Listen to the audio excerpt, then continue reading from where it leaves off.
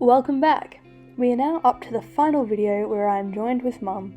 We arrived in Copenhagen late on a Thursday night, so naturally I went to bed once we arrived at our very cute Airbnb. Our day began with a stroll to a fresh food market. I really loved watching the leaves change colour. Autumn is my favourite season, so I guess I'm lucky to have experienced it twice in 1 year. The market had plenty of pretty flowers and colourful, fresh fruit. I remember Mum got a big bag of grapes and we demolished them on the spot. They were so good. I also found myself another cardamom pastry, which once again tasted delicious. I must admit though, I can't actually remember where this one sits on my cardamom treat ranking. It was obviously good enough for a thumbs up. We continued on through some more beautiful gardens where I made sure to make the most of the pretty leaves. We then ended up at Rosenborg Castle, which is in the centre of Copenhagen. It was originally built in 1606 as a summer house for Christian IV. 400 years later, it is now a part of the Danish treasury, and lots of kings and queens go to visit. I was very excited for our next adventure to the Tivoli Gardens. We were there a couple of days before Halloween, and you could certainly tell with the setup around the place. I was really impressed with how they decorated it. I'm not sure it would look as cool during the year without anything festive. This guy was carving pumpkins with a... Oh, it's a ice cream scoop. There were so many different stalls and shops, from foods to crafts and all sorts of weird things. Mum and I usually love rides, but entry to the Tivoli wasn't cheap, let alone a rides pass. Instead, we just enjoyed the view, and there were plenty more things to do anyway. Everyone looked like they were having enough fun on our behalf.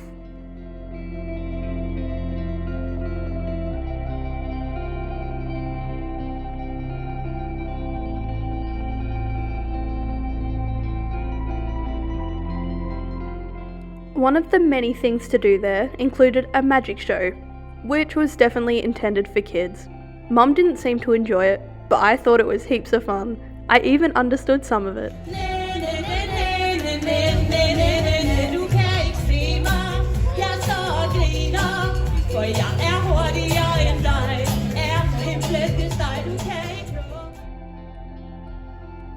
Peacock! The sun started to set and it was magical once everything was lit up. We set ourselves up for a perfect viewing spot for the light show. This was the last thing we did that night so we could go home and get a good rest before going on a journey the next day.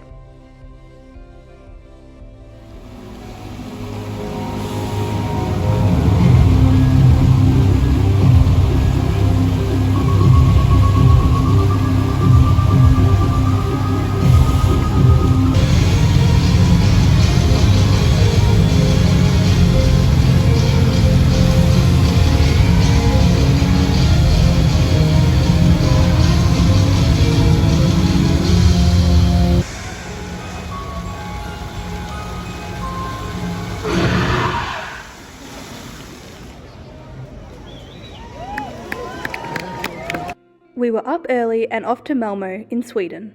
Only a 40-minute train ride from Copenhagen, it's hard not to make a day trip out of it, especially when there's parkrun. It was extremely foggy and it was hard to see. It barely lifted for the rest of the day.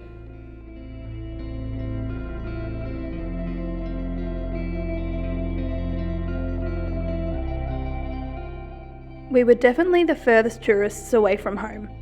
The course was nice, but it wasn't my favourite as it was a flat 2 laps. Not too exciting. It's always more enjoyable with Mum by my side though. We then attempted to look out to the horizon by walking down the jetty at the end of parkrun. It was too foggy and very ominous. I was surprised just how many people go cold water dipping here. I did not get a video of them though, because most of them were naked. Other than parkrun, I don't think Mum and I actually had many other plans for Malmo. We incidentally walked through this garden and I'm so glad that we did. I absolutely loved the flowers and I could have stayed looking at them for hours. I think what made it so special was not only the colours, but also the fact that it's community run.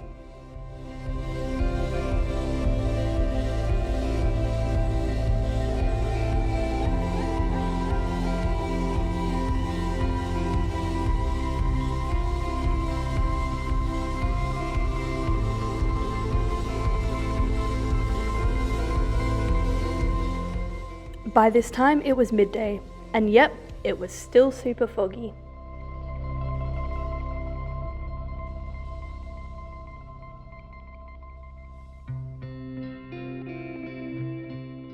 I love bookshops and libraries. This was just a cool looking library. This market wasn't quite as nice and impressive as the one in Copenhagen, but cute nonetheless. We then walked to the main square where the city hall stands, alongside plenty of beautiful old buildings.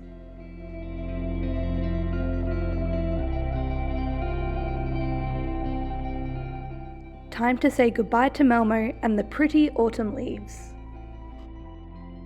The following day, our last day together, Mum was racing the Copenhagen Coastal Half Marathon. Mum was hoping for a PB, but as you can probably tell, the weather was awful, the course was on cobblestones and poorly marked, so honestly, I'm just impressed that she finished without an injury. We watched the 10k starters take off before Mum's race.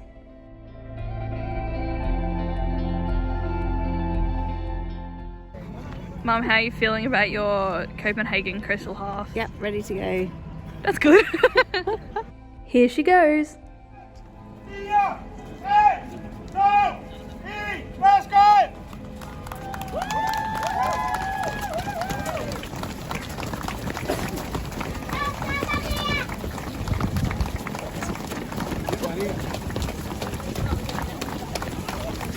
Yay! Go, Mum!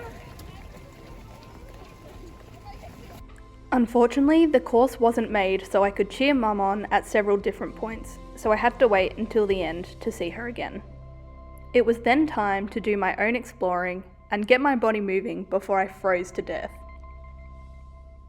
I can't remember whose castle this was or what the significance of it is, but I was surprised just how many people were out and about on such a cold and wet day.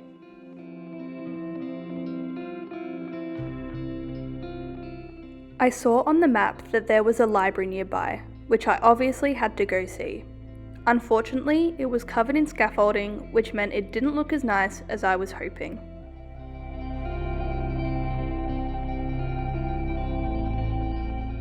I then walked back on the other side of the water in time to catch Mum finish. The so-called water park looked pretty cool, and I could imagine it would be the place to be in summer. This was the last time I would see Mum for the rest of the year, up until she dropped me off at the station. Even though our final day wasn't necessarily spent together, I enjoyed cheering her on at the finish line with a smile on her face.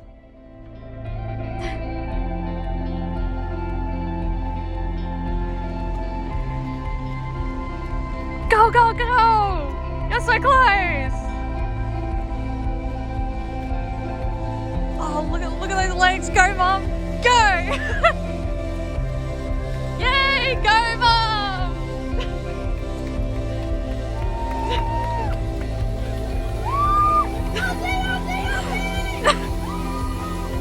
Yeah! Goodbye, Mum, and thanks for the adventure.